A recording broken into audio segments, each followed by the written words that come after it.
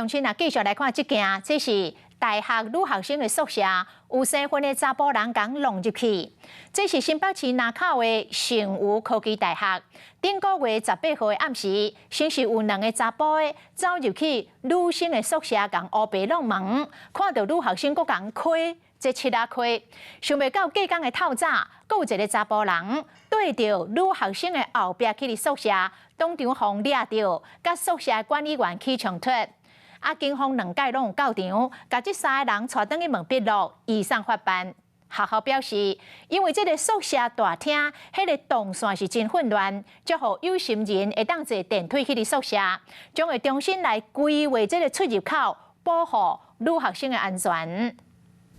2个穿乌衫的查甫人一前一后行入大楼，搁伫电梯口伫咧开讲，是讲边仔这个女学生一直甲因看，因为这其实是女性宿舍。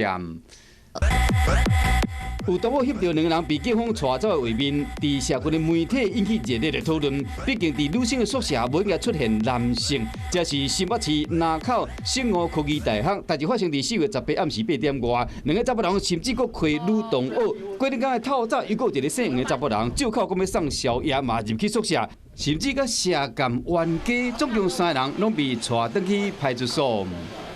楼上都已经是女宿了，还要让男生上去，就觉得不行。电梯那边跟大家说hello，然后他就说他很傻眼。就是有去跟别人要联络咨询。